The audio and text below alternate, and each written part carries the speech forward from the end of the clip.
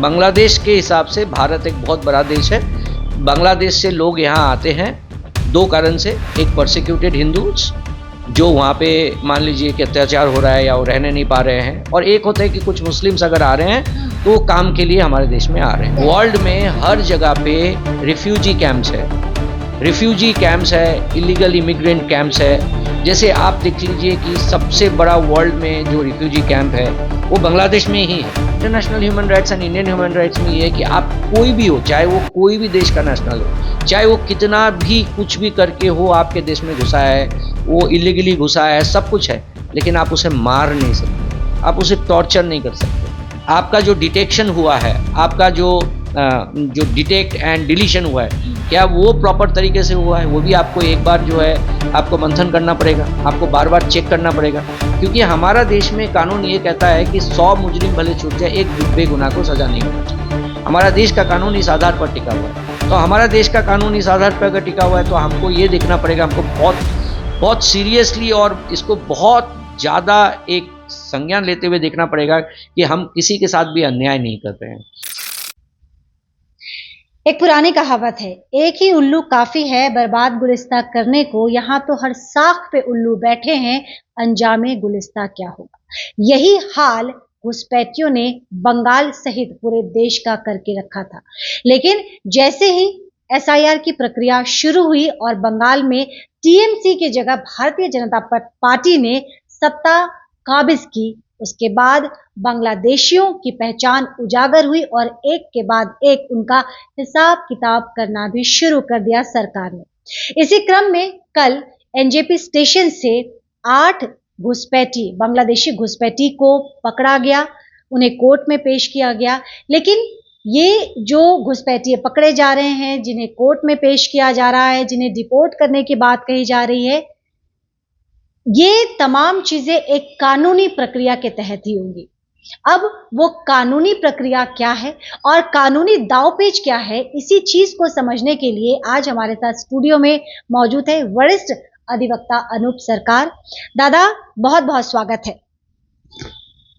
तो पहला सवाल मेरा यही होगा कि हिसाब किताब तो सरकार ने करना शुरू कर दिया है और एक के बाद एक लोगों को की पहचान उजागर हो रही है, खासतौर पर ये जो एसआईआर। अच्छा, पहले मैं आपसे यही पूछूंगी कि एसआईआर के आप समर्थन में है कि नहीं है?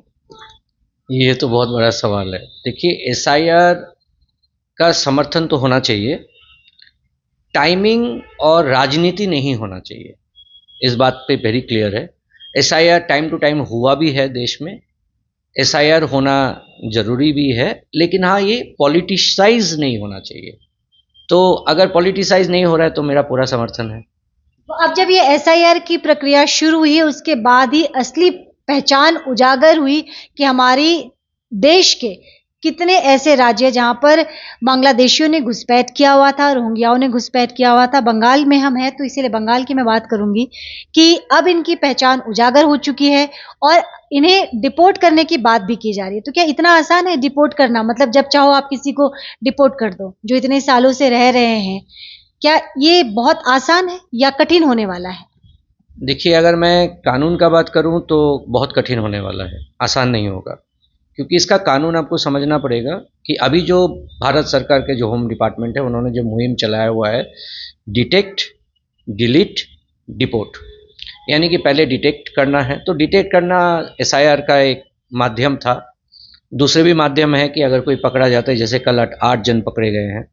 उसके बाद डिलीट मतलब जो हमारे देश में रह रहे हैं, अवैध तरीका से अगर रह रहे हैं, वो कोई भी नेशनल हो, चाहे बांग्लादेशी हो, there are certain Nigerian nationals staying in different parts of Delhi जो ओवरस्टे कर रहे हैं, वीज़ा का गलत इस्तेमाल कर रहे हैं, सुदनीज है, अफ्रीकन्स है, जो आप देखिएगा कभी कभी वहाँ पे बहुत क्लैशेस भी होते हैं।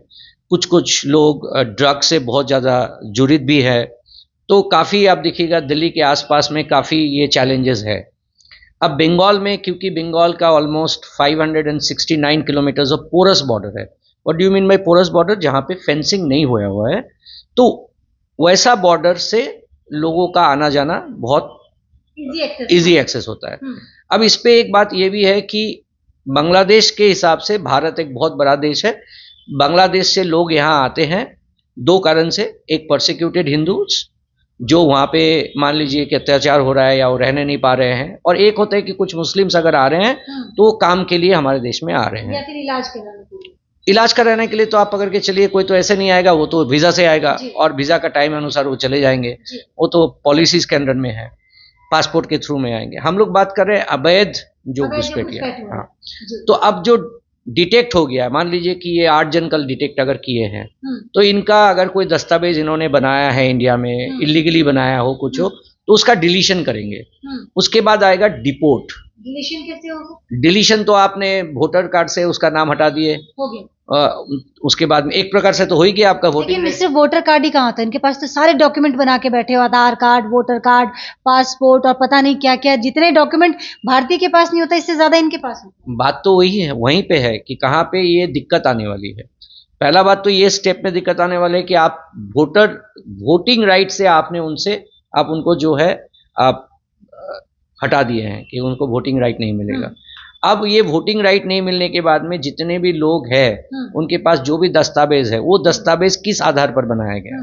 जैसे 2002 में उनका पिताजी का नाम था कि नहीं, तो पिताजी कहाँ रहते थे, उनका जन्म स्थान कहाँ था, 1947 के 15 अगस्त से लेकर के हमारे देश में उनका यहाँ पे रेसिडेंसी था कि नहीं था, whether they were the residents of India or not। तो ये तो है। उसके बाद में भी देखिए 1971 का वॉर हुआ, उसके बाद में भी एक एक्सोडस हुआ, बहुत सारे एक्सचेंज रूल्स हुए 1971 के वॉर में कि यहाँ के कुछ मुस्लिम्स उधर चले गए, वहाँ कुछ हिंदूज यहाँ आ गए, बार्टर सिस्टम हो गया, वहाँ का ज़मीन यहाँ का मुस्लिम्स लोग ले लिया और उनका ज़मीन यहाँ पे हिंदूज लोग आकर के ले लिया। एक एक्सचेंज सिस्टम भी हुआ है, इसे कोई नज़रअंदाज नहीं कर सकते।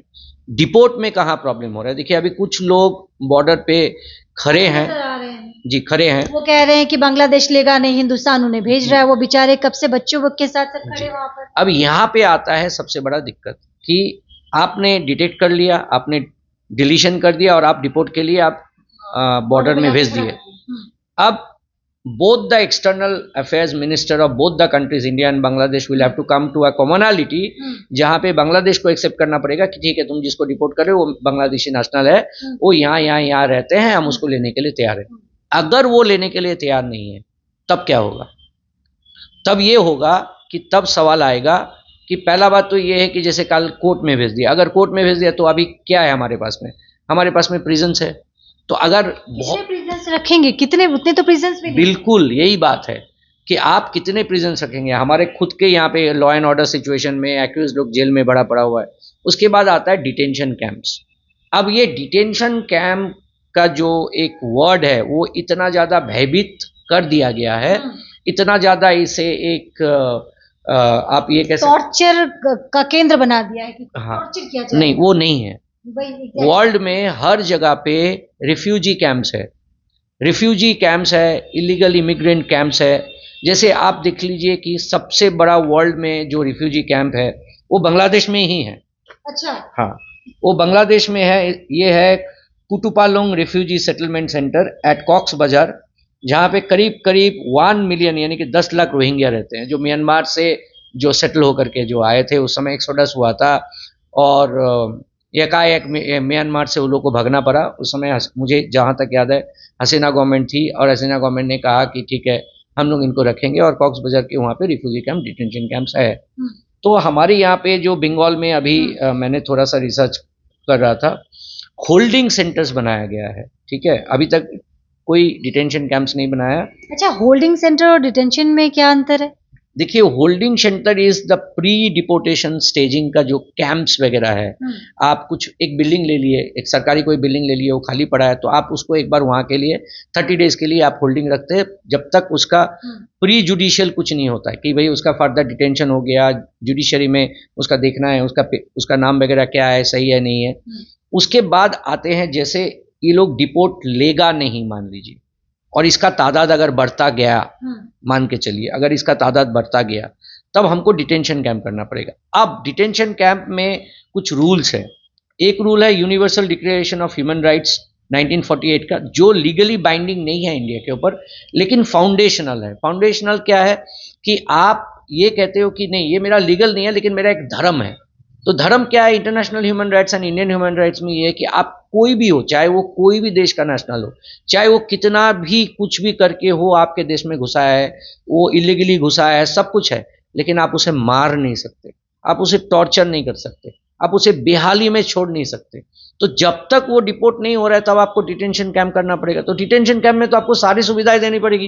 It would be almost like a prison manual का साथ ही जैसे डिटेंशन कैंप होना पड़ेगा आपका। प्रिजन मैनुअल जैसे है कि आपको छत देनी पड़ेगी, आपको बाथरूम्स देना पड़ेगा, आपको खाने को देना पड़ेगा, मेडिसिन देना पड़ेगा, आपको मेडिकल लोगों का पूरा जिम्मेदारी लेने पड़ेंगे। अगर बच्चे हैं तो बच्चे को आप माँ बाप से जुदा नहीं कर सकते। उसके बाद बच्चे का एडुकेशन भी देना पड़ेगा, आपको ये समझना पड़ेगा। तो ये सारा क्या इन चीजों के लिए भारत सरकार तैयार है? मतलब आप जैसा बता रहे हैं कि जो डिटेंशन कैंप जो होता है तो ये बहुत बड़ी बात है और बड़े लेवल पे है, तो क्या भारत सरकार ये सब करने वाली है? देखिए, आपको एक बात समझना पड़ेगा कि भारत को तो तैयार होना ही पड़ेगा। अगर भारत ने ये मुहिम चलाया कि we will identify who are Bangladeshis और हु आर रोहिंग्यास, अगर ये बोल रहे हैं कि हम आइडेंटिफाई करेंगे, तो आइडेंटिफाई करने का क्या मतलब है? आइडेंटिफाई करने का मतलब है उनको डिलीशन करो, उनको डिपोर्ट करो। अब डिपोर्ट में अगर बांग्लादेश सरकार अगर ये कह रहा है कि हमारे नागरिक नहीं है, हम लेंगे नहीं, हम बिल्कुल भी नहीं लेंगे, जैसे कुछ लोग वहां खड़े हैं, तो आप उनके साथ क्या कीजिएगा? आपका तो खुद का ह्यूमन राइट्स पॉलिसीज है, plus international human rights policies है जो आपको फॉलो करने पड़ेंगे। तो उसमें तो उसका स्टैंडर्डाइजेशन के हिसाब से आपको डिटेंशन कैंप्स टफ चैलेंज होने वाला भारत बहुत के ज्यादा लिए। टफ चैलेंजेस होने वाला है। आप देख लीजिए, ये जो मैं बताता हूँ, जो एक 2015 में, मैं ये बात सबको बताता हूँ, इससे पहले भी कुछ इंटरव्यूज में मैं बताया हूँ, एक लैंडमार्क ट्रेन हॉल्ट एक बुदापेस्ट में हुआ था, हंगरी में, जो middle east and north Africa से ट्रेन बोर्ड किया गया था। सारे रिफ्यूजीज थे, इनको जाना था ऑस्ट्रिया और जर्मनी में, और ये थ्रू हंगरी जा रहे थे बुदापेस्ट में। वो ट्रेन को रोका गया और ट्रेन को रोकने के बाद मैं बोला वापस जाओ, क्योंकि हम रिस्क नहीं ले सकते। अगर बाई चांस ऑस्ट्रिया और जर्मनी नहीं लेते हैं तो हम हमारे देश में तुमको नहीं रखेंगे। अब इसमें क्या बात है, इसमें क्यों नहीं रखेंगे? इसमें एक बहुत बड़ा बात ये हो जाता है कि मान लीजिए कि कुछ देशों में ऐसा देखा गया है कि आज आप, मैं यूके के बारे में बात करता हूं आपको, यूके में जो नेटिव जो ब्रिटिशर्स है, आज उनका तादाद कम हो रहा है और जो बाद में आया उनका तादाद ज्यादा हो रहा है। अब जैसे आप मान लीजिए यूके का मोस्ट ऑफ द जो कॉरपोरेशंस है, जो मेयर्स है, आप देखिएगा कि वो बाहर के नेशनल्स के हैं, मुस्लिम्स ज्यादा है। तो कहीं ना कहीं उनका भी एक आंदोलन हो रहा है कि हम लोग अपने देश में माइनॉरिटी हो रहे हैं। तो हंगरी के पास में भी ये चैलेंजेस था। अब दूसरा बात ये होता है, हमारा जो स्पेशली जो बंगाल है और असम है, अभी तो बंगाल है, बंगाल को लेकर के जो बात कर रहा है, तो पहला बात तो जो डिटेक्शन हो रहा है हमारा, वो डिटेक्शन किस आधार पर हो रहा है, उसमें भी एक बहुत बड़ा सवाल है। आप प्रॉपरली डिटेक्ट कर रहे हो कि नहीं? क्योंकि एक लेवल के बाद में आपके ऊपर में इंटरनेशनल प्रेशर आएगा कि आप प्रॉपर डिटेक्ट कर रहे हैं कि नहीं। भारत के ऊपर भी इस वक्त इंटरनेशनल प्रेशर आना शुरू हो चुका है, आ रहा है। अब देखिए, जब बांग्लादेश नहीं लेगा तब बांग्लादेश को इंडिया कितना प्रेशर कर पाएगा कि ये तो बांग्लादेशी है, ये तो तुम्हारे वहां से आया, और वो तो डिनाई करेंगे, जैसे अभी डिनाई कर रहे हैं, वो तो डिनाई कर रहे हैं। तब क्या होगा कि इंटरनेशनल और हमारे खुद का जो ह्यूमन राइट्स पॉलिसीज है, उसके आधार पर हम एक डेमोक्रेटिक एक नेशन है, हमारा वासुदेव कुटुंबकम है, हमारा जो प्रथा है, तो उसमें हम किसी को मरने के लिए कैसे छोड़ देंगे? अब बताइए। तो फिर तो वही बात हो गई ना कि ये लोग को SIR के तहत इनको निकाल दिया गया, बस ये वोट नहीं कर सकते, लेकिन रहेंगे यहीं, खाएंगे यहीं, उनके बच्चों को यहीं देखना पड़ेगा, तो फिर फायदा क्या हुआ? आपको तो इंटरनेशनल ह्यूमन राइट्स फॉलो करना पड़ेगा। इंसान है, इंसान है, कोई वस्तु तो नहीं है। तो कोई भी इंसान है तो उसका तो इंटरनेशनली, जब हम लोग इंटरनेशनल एक लॉ के तहत हम लोग जो हम लोग का जो बाइंडिंग है, international convention of the rights of the children, उसके बाद में 1951 रिफ्यूजी कन्वेंशन, उसके बाद में 1967 protocol. India is not a signatory, but many principles are considered customary. हम प्रिंसिपल सिग्नेटरी नहीं है, लेकिन हमारे ऊपर जिम्मेदारी भी है, और हम बता रहे हैं ना कि ये कोई वस्तु नहीं है, ये इंसान है, हम इंसान के साथ डील कर रहे हैं। तो इंसान के साथ अगर हम डील कर रहे हैं तो उनका परिस्थिति उनको हो सकता है लाया है। मैं जिम्मेदारी के साथ नहीं बोलूंगा कि कौन बांग्लादेशी है या कौन रोहिंग्या। 10 लाख रोहिंग्या तो बांग्लादेश में है, तो जितने भी उस समय जो एक्सोडस हुआ था वहां गया, और वहां से अगर इंडिया में आया होगा, मैं इसका जिम्मेदारी लेकर के बोलूंगा भी नहीं, एक शब्द भी नहीं बोलूंगा। लेकिन जो हमारे सामने केसेस आ रहा है, मान लीजिए कल का जो केसेस है, आठ जो लोग पकड़े गए हैं, अब इनको कोर्ट क्या करेंगे? सजा देंगे। अगर मान लीजिए सजा, क्या सजा हो सकती है इनकी? जेल? अब मान लीजिए 2 साल का सजा है मिनिमम, मान लीजिए अगर वो मानते हैं, अब मान लीजिए वो बोलते हैं कि हाँ ठीक है मैं बांग्लादेशी नेशनल हूँ, मैं यहाँ पे गलत तरीका से आया हूँ और मैं यहाँ पे रह रहा था, तो उसका सजा 2 साल से लेकर के कुछ है, मुझे एग्जैक्टली याद नहीं है, और मान लीजिए उसको एक सजा होता है, लेट अस से हाइपोथेटिकली 3 साल का सजा होता है। अब 3 साल सजा के बाद में जब वो निकलेंगे तब उनके साथ में आप क्या कीजिएगा? तब तो उनके साथ में आपका नियम बताता है कि आप डिपोर्ट कीजिए। अब जब डिपोर्ट करने जाएंगे आप, तब बांग्लादेश बोलेगा हम लेगा नहीं, हमारा नेशनल नहीं। मैं ये सवाल भी आपसे पूछना चाह रही थी कि एक तरफ अगर ये कहते हैं कि हम घुसपैठिए हैं, यानी कि हम बांग्लादेशी हैं और हमने गलत तरीके से भारत में प्रवेश किया, लेकिन वही दूसरे अगर बांग्लादेश बोले कि नहीं भाई हम तो तुम्हें नहीं पहचानते, तब क्या करेंगे वो लोग? देखिए, वो मान रहे हैं कि वो बांग्लादेशी है, लेकिन उनका वतन नहीं मान रहा है कि वो बांग्लादेशी। ऐसी स्थिति में क्या हो सकता है? ऐसा स्थिति में देखिए the entire responsibility comes to the government, जो जहाँ पे वो है, जहाँ पे वो अपने खड़े हैं अभी। अब दूसरा बात यह है कि गवर्नमेंट ने सीए बोला, अब सीए में बहुत सारा प्रावधान है, जो जा करके खुद डिक्लेयर करे, एफिडेविट दे, फॉर्म फिलअप करे कि हाँ ठीक है मेरा पिताजी वहाँ पे थे, मेरा जन्म वहाँ पे हुआ, मैं यहाँ पे आया हूँ। उसके बाद में सरकार का एक नियम बनाया हुआ है कि आप ये पॉलिसी फॉलो करोगे, उसके बाद हम लोग आपको नागरिकता देंगे, लेकिन हम लोग आपको सेकंड क्लास सिटीजनशिप देंगे, you will not have any voting rights. ये हो सकता है। अब बात ये है कि कोई सीए फॉर्म भरा ही नहीं, मान के चलिए, और भारत सरकार को ये पता चल रहा है कि नहीं अनूप सरकार जो है इन्होंने तो सीए फॉर्म भरा नहीं है, लेकिन ये बांग्लादेशी नेशनल है, तो मेरे साथ क्या करेगा? Detect, deletion, deport. अब बांग्लादेश काउंटर पार्ट बोल रहे कि नहीं हम नहीं लेंगे। So the burden comes to India. Bharat का ये बर्डन है, भारत को डिटेंशन कैंप्स करना पड़ेगा, और मैं बार बार इस बात को फोकस करना चाहता हूं कि the detention camps will have to be in accordance with the human rights internationally as well as हमारा देश का ह्यूमन राइट्स। तो ये एक बहुत टफ जॉब होने वाला है, बहुत ज़्यादा टफ जॉब होने वाला है हमारे देश के लिए, क्योंकि अगर हमारे जो होम मिनिस्ट्री है उनके अगर आप तथ्य देखते हैं, उनके तथ्य के अनुसार और एसआईआर का अनुसार तो बहुत लोगों का नाम बात गया है, करीब करीब 1 करोड़ टच का लोग नाम बात गया है। And are you suppose to come to a conclusion कि ये सारे बांग्लादेशी हैं? अब कैसे?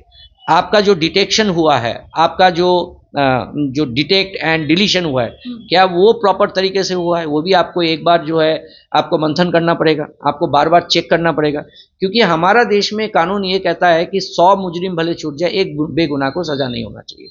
हमारा देश का कानून इस आधार पर टिका हुआ है। तो हमारा देश का कानून इस आधार पर अगर टिका हुआ है तो हमको ये देखना पड़ेगा, हमको बहुत बहुत सीरियसली और इसको बहुत ज़्यादा एक संज्ञान लेते हुए देखना पड़ेगा कि हम किसी के साथ भी अन्याय नहीं कर रहे हैं। इमोशनल होने से नहीं होगा, कि अगर हम खाली एक इमोशनल बनते हैं और हम नारेबाजी करते हैं, मेरे ख्याल से एक इतना बड़ा देश, वासुदेव कुटुंबकम का जो हमारा जो फॉर्मूला है, उस देश में हम इमोशनल और हाइपर इमोशनल नहीं बन सकते। हमको बहुत सेंसिटिवली काम करना पड़ेगा। हाँ, मैं इस बात का लेकिन दादा सॉरी मैं आपको बीच में टोक रही हूँ, ये जो घुसपैठिए हैं, ये जो रोहिंग्याज हैं, चिकन नेक के लिए खतरनाक भी तो साबित हो सकते हैं। बहुत सेंसिटिव जोन है चिकन नेक पे। आप देख सकते हैं कि किस तरीके से दुश्मनों की भी नजर है और किस तरीके से भारत सरकार इसको प्रोटेक्ट करने के लिए तमाम पाबंदी है, या फिर आप ये कह सकते हैं कि एक तरीके से सुरक्षा कवच तैयार करिए। तो ऐसे में ये जो घुसपैठिए हैं, क्या हमारे चिकन नेक के लिए खतरनाक साबित नहीं कर सकते? ये बिल्कुल खतरनाक है, बहुत ज़्यादा खतरनाक है। और आप देखिए हमारा चिकन नेक सिर्फ बांग्लादेश के साथ नहीं है, हमारा chicken neck entire north east, China is very close through Nathula, Bhutan, Nepal, तो ये सारे कंट्री जो है ये हमारे ये चिकन नेक के आसपास में ही है। तो यहाँ पे तो इसका सिक्योरिटी बहुत इंपॉर्टेंट है, बहुत ज़्यादा इंपॉर्टेंट है। क्योंकि दूसरा, आप अगर बांग्लादेश का आंदोलन में आप देखेंगे, बांग्लादेश के आंदोलन में अगर आप न्यूज़ देखते हैं तो न्यूज़ में उन लोग का बहुत सारा नेता जो है चिकन नेक के ऊपर में आंख लगा करके बैठा हुआ था, एकदम आंख लगा के। और वो लोग, हमारे देश का भी तो सर्जिल इमाम कुछ दिन पहले नहीं बोला था, जो दीयू में जो हुआ था, उसने भी तो कहा था कि चिकन नेक को काट देते हैं। देखिए, पहला बात तो ये है कि आपको एक्सटर्नल फोर्सेस को पहले आपको रोकना पड़ेगा। कि आप देखिए कि बांग्लादेश बार बार चिकन नेक का बात उठा रहा है। आप देखिए for China it is very close, China एक बहुत पावरफुल कंट्री है, हमको तो हमारा लैंड को प्रोटेक्ट करना ही पड़ेगा। तो हमारे लिए ये जो अभी हमारे चीफ मिनिस्टर ने कुछ सम एकर्स ऑफ लैंड जो है वो सेंट्रल को, हाँ, सेंट्रल के ऊपर में सौंप दिया है कि इसका जो है पूरा का पूरा सिक्योरिटी सेंट्रल देखे। ये एक अच्छा कदम हुआ है, क्योंकि कभी कभी क्या होता है कि स्टेट रन जो हमारे जो आईबी है, स्टेट रन आईबी है या स्टेट रन पुलिस है, वो इंटरनल प्रॉब्लम्स के लिए होते हैं, वो एक्सटर्नल प्रॉब्लम्स के लिए नहीं होते। तो एक्सटर्नल प्रॉब्लम्स के लिए तो सेंट्रल फोर्सेस जरूरी है, चाहे आर्मी हो, चाहे बीएसएफ हो, चाहे सीआरपीएफ हो, ये तो बहुत ज़्यादा जरूरी बात है। दूसरा बात ये है कि आपका बात बिल्कुल सही है, ये बहुत इंपॉर्टेंट एक जगह पे हम लोग हैं, बहुत सेंसिटिव जगह पे हैं, और इस जगह का पूरा सिक्योरिटी इसका जो है पूरा स्ट्रांग होना बहुत जरूरी है। बाकी मैं ये बात एक बात स्पष्ट करना चाहता हूं कि detention camps will not be easy for India to take responsibility of the people जो हमारे देश में इलीगल तौर पे बैठे हुए हैं, रह रहे हैं, काम कर रहे हैं। उनको अगर बांग्लादेश गवर्नमेंट, अगर हम लोग उनको प्रेशर नहीं करते हैं, बांग्लादेश गवर्नमेंट का एक्सटर्नल मिनिस्टर्स के साथ हम लोग बैठक नहीं करते हैं, डिप्लोमेटिक चैनल्स अगर हम नहीं करते हैं, कि हम लोग ये बात को स्पष्ट नहीं करते हैं कि आपका सही मायने में ये देखिए, ये हमारा दस्तावेज है, ये देखिए, ये हमारा फुल प्रूफ है कि these are the people those who are Bangladeshi nationals, और वो हमारे देश में है। तो आपको ये foolproof plan with foolproof evidence आपको देना पड़ेगा बांग्लादेश काउंटर पार्ट को।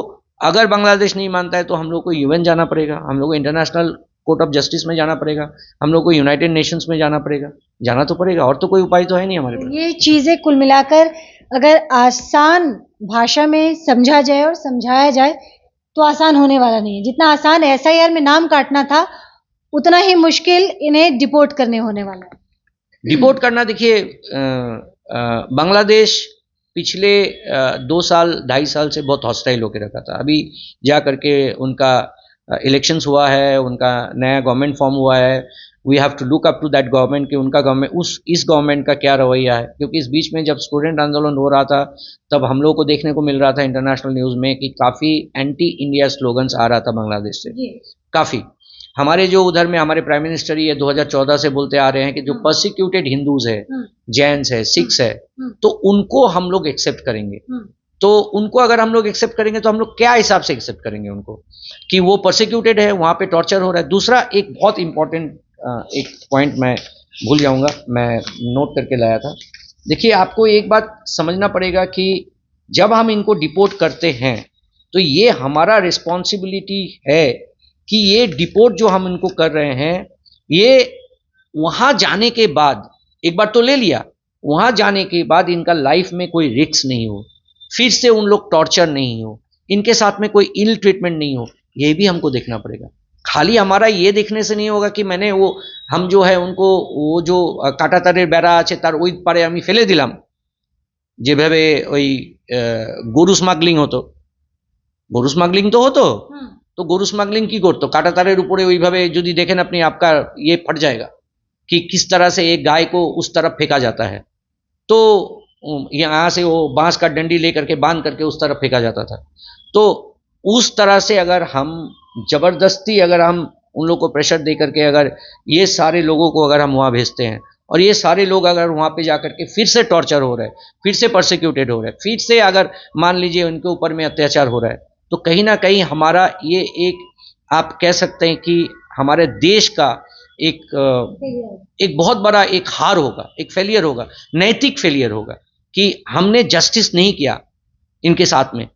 क्योंकि इंटरनेशनली जो रिफ्यूजीज है, आप देखिए जो सूडान से जो भाग के आ रहा है या सीरिया से भाग के आ रहा है, आप देखिए एक छोटा सा बोट में बीच समुद्र में 100। पर दादा मुझे ये बताइए, इन्हें हमने थोड़े बुलाया था कि इनकी जिम्मेदारी हम निभाएं, ये तो हमारे देश के लिए, अगर इनके लिए हमने सोचा और ये हमारे देश के लिए खतरनाक साबित हुए, तो ये जिस तरीके से अपनी पहचान बनाकर दिल्ली जैसे बड़े शहरों में रह रहे हैं, लोगों के महफूज फील नहीं कर रहे हैं, तो ये एक हमारे देश के लिए खतरा भी तो हो सकते हैं। तो ऐसे लोगों के लिए इंसानियत कब तक? देखिए, दिल्ली में तो ईपीडीपी है, ईस्ट पाकिस्तान डिस्प्लेस्ड पीपल का कॉलोनी भी है, भारत सरकार से दिया हुआ था। उस कॉलोनी में तो लोग रह रहे हैं। आपको इतिहास देखना पड़ेगा पहले। आप बिल्कुल अपना देश का मैं भी सुरक्षा करूंगा, मैं भी प्यार करूंगा, लेकिन अब जब मान लीजिए जो सीरिया में जो वॉर जोन्स था, गाजा में था, there was a time when the international community said कि हम लोग सबको ही थोड़ा थोड़ा करके रिफ्यूजी लेंगे। कनाडा उस समय 10,000 रिफ्यूजी लिए थे। कुछ देश, हंगरी बोला कि नहीं हम नहीं लेंगे, इसलिए नहीं लेंगे क्योंकि 40 साल बाद देखा जाएगा कि लोगों का तादाद इतना बढ़ जाएगा कि हम खुद माइनॉरिटी हो जाएंगे, तो नहीं लिया गया। और कुछ देश है जो देश बोला है कि ठीक है हम लोग कुछ रिफ्यूजी हम लोग लेंगे। पूरा वर्ल्ड को अगर आप देखते हैं, पूरा वर्ल्ड को देखने से पूरा वर्ल्ड के, आप मान लीजिए कि कोई एक देश में बहुत बड़ा आफत आ जाता है, तो क्या हम रिलीफ नहीं भेजते हैं? हम रिलीफ भेजते हैं। हमारा हालत थोड़ा सा खस्ता भी होगा फिर भी हम लोग रिलीफ भेजते हैं। आज नेपाल में जब इतना बड़ा अर्थक्वेक हुआ तो हमने रिलीफ भेजा है ना। हम तो उस समय देखा नहीं कि हमारे साथ नेपाल का क्या टाइज है, अच्छा है बुरा है, हम तो देखा नहीं है। तो इंटरनेशनली जो भी समस्या होगा उसको हर देश को मानवता के अनुसार उसका थोड़ा ना थोड़ा जिम्मेदारी लेना पड़ता है। अगर आपका पड़ोसी अगर भूखा है और आपको अगर 3 प्लेट खाना तीन टाइम मिल रहा है, तो आपका भी थोड़ा फर्ज बनेगा कि आप थोड़ा सा हिस्सा उनको दो। ये तो देखिए, ये तो मानवता है, ये तो ह्यूमन राइट्स फिर किस लिए है? आज फिर जेल में क्यों हम लोग खाना दे रहे हैं? जेल में क्यों हम लोग चिकित्सा दे रहे हैं? जेल में क्यों हम लोग कभी कभी हम लोग जेल को जेल नहीं बोल करके रिहेबिलिटेशन सेंटर बोल रहे हैं? हम लोग उस समाज से हम लोग निकल के आ चुके हैं, हम लोग सभ्य समाज में आए हैं। तो अगर सभ्य समाज में आप आएंगे तो सबका दुख देखना पड़ेगा आपको। आप दरवाजा अगर आप बंद कर देते हैं तो जिम्मेदारी से नहीं भाग सकते। नहीं, जिम्मेदारी भी सिर्फ नहीं है। देखिए जिम्मेदारी, हमारा जिम्मेदारी क्या है? हमने जिम्मेदारी तो हमारा जिम्मेदारी क्या है भैया? आप दूसरा का देश का नेशनल हो, हमारा जिम्मेदारी नहीं है। लेकिन ह्यूमैनिटी है हमारा, ह्यूमन राइट्स हमारा जिम्मेदारी है। ह्यूमन राइट्स में आप अब देखिए, कुछ देश होता है कि वो भिखारी नहीं रख सकते। आज आप देखिए कि हम क्या ये पॉलिसी हमारे देश में नहीं है? हमारे देश में भी एक भिखारी क्यों होगा? अगर उसने जन्म लिया हमारे देश में, तो हमारे देश में अगर जन्म लिया, अगर वो गरीब है, उसको अगर शिक्षा नहीं मिल रहा है, उसको अगर हेल्थ नहीं मिल रहा है, उसको अगर खाना नहीं मिल रहा, then who will have to guarantee these rights? It is the government. It after all comes in the with the responsibility of the government. ये गवर्नमेंट का रिस्पॉन्सिबिलिटी है, गवर्नमेंट इसे डिनाई नहीं कर सकते। गवर्नमेंट कौन है? सरकार कौन है? हम लोग चुनते हैं। अल्टीमेटली हम लोग चुन करके किसको लाते हैं? वही देश। तो सरकार मतलब ये नहीं है कि ये आज ये पॉलिटिकल पार्टी या कल सरकार एक देश है। तो जब देश है तो देश को, देश और दुनिया दोनों का रिस्पॉन्सिबिलिटी रहना पड़ेगा। और जो डिटेंशन कैंप का बात हो रहा है, it is not going to be easy. मैं बार बार बोल रहा हूँ, deport is not going to be easy. आप कोई भी देश का इतिहास देख लीजिए जहां पे रिफ्यूजी कैंप्स है, बहुत हालत खराब है। 15-15 साल से रिफ्यूजी कैंप्स पड़ा हुआ है वहां। अब देखिए, अगर आप डिटेंशन कैंप करते हैं, उसमें अगर आप ओवर कैपेसिटी ओवर क्राउड कर देते हैं, उसमें से कितने सारी बीमारी फैलेगा। कल हो सकता है एड्स फैले, कल हो सकता है मलेरियाज फैले। आपका हाइजीन का ख्याल रखना पड़ेगा। महामारी वहां से देखेगा कि महामारी दूसरा तरफ आएगा। So it's not going to be easy. We have to be very very sensible, we have to be very very careful. और मेरे ख्याल से हमारा देश इस सारा चीज़ों का संज्ञान लेते हुए ही कर रहे हैं। हम तो आशा करेंगे कि ये सब कुछ अच्छा से होगा, यही हम कहना चाहते हैं। तो इस वक्त आप सुन रहे थे वरिष्ठ अधिवक्ता अनूप सरकार को। देखिए, वो आपने पंक्तियां सुनी होंगी, न खुदा ही मिला न विसाले सनम, न यहाँ के रहे हम न वहाँ के। अब जो बांग्लादेशी घुसपैठिए, जो बांग्लादेशी रोहिंग्या मौके का फायदा उठाकर भारत में घुस तो आए, लेकिन एसआईआर प्रक्रिया के तहत उनका नाम कट गया। सरकार ने फरमान जारी कर दिया, डिटेक्ट, डिलीट एंड डिपोर्ट। ये 3 शब्द, लेकिन तीनों ही बेहद खतरनाक।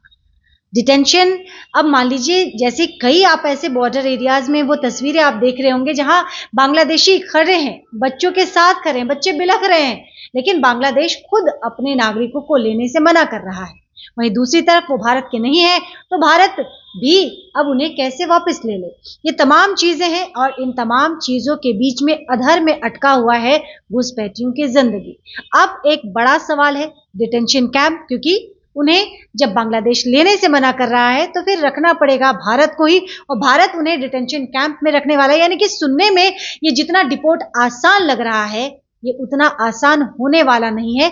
लेकिन उम्मीद है कि भारत सरकार इन तमाम मसलों को बेहद ही संजीदगी के साथ, सूझबूझ के साथ सुलझा लेगी। राइट दादा? जी जी जी जी जी। इसमें एक छोटा सा बात बोलूंगा कि 1947 में जब देश का बंटवारा हुआ, जब जाति का आधार पर बंटवारा हुआ, इसमें मेरा एक कविता भी है, कभी सुनाऊंगा। पागलों का भी बंटवारा हुआ था। और वो जो पागलों का बंटवारा हुआ तो उसमें बोला गया कि नहीं, मुसलमान पागल रहेंगे लाहौर जेल में, लाहौर मेंटल हॉस्पिटल में, और जो हिंदू पागल हैं वो रहेंगे अमृतसर में, बनाया गया था उस समय एक मेंटल एजाइलम, तो वहाँ पे। तो देखिए, जब लकीरें खिंचती है, जब पासपोर्ट बन जाता है, तब बंटवारा होता है। और बंटवारा धरती के लिए, इस पूरा दुनिया के लिए सबसे सबसे दुखदायक चीज़ है। तो ये बात आप सबको ये समझना चाहिए कि सिर्फ लोग नहीं बटे, पागल भी बटा। तो देखिए, बंटवारा होता है तो पागल भी बढ़ जाते हैं, दिलों के जज्बात भी बढ़ जाते हैं। अब देखते हैं कि बंटवारा तो हो गया, बहुत पहले ही हो गया था। अब बंटवारे के बाद कुछ लोग जो हमारे मुल्क में चोरी छुपे तरीके से आ गए थे, अब उन्हें उनके वतन वापस जाने का समय आया। तो देखिए, कितने सारे कानूनी दांवपेच भी सामने आ रहे हैं। देखते हैं भारत सरकार इस पेचीदा मसले को किस सूझबूझ के साथ सुलझाती है। अपना ख्याल रखिएगा, जल्द आपसे दोबारा जुड़ूंगी। देखते रहिए द न्यूज़ बॉक्स।